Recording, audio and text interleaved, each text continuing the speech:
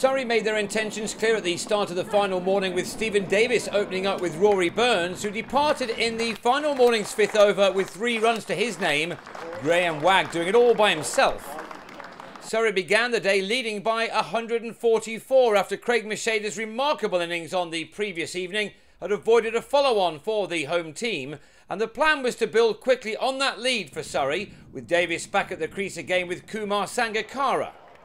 They put on 294 runs together in the first dig, but this time their partnership stood at just 25 when Wagg picked up his second wicket of the day to send Davis on his way for 21 in the ideal manner for the bowler.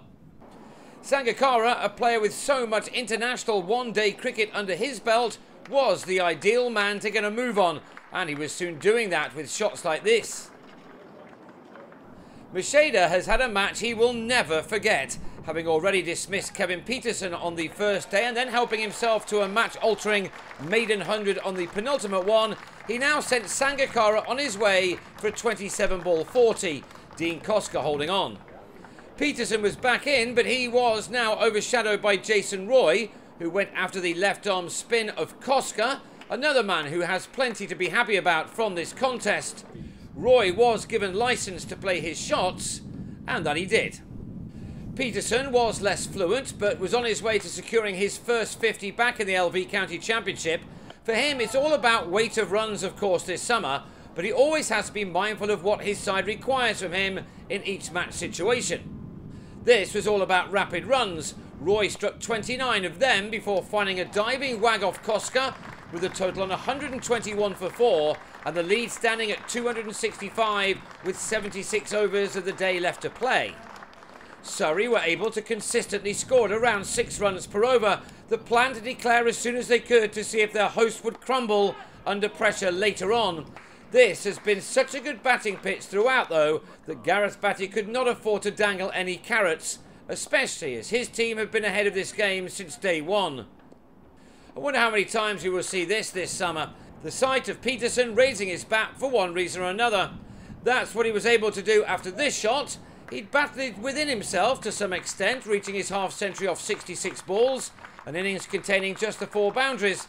Soon after, Batty called them in with a total on 207 for 4, 37 very profitable overs completed for the visitors, Pietersen ending on 53 and Gary Wilson on 47. The declaration came half an hour after lunch and left Glamorgan 57 overs to try to chase down a target of 352, one that was never going to be realistically bothered with, having worked so hard, especially on day 3, to keep themselves in this contest. Going down trying to blast the ball to all parts would not have gone down well.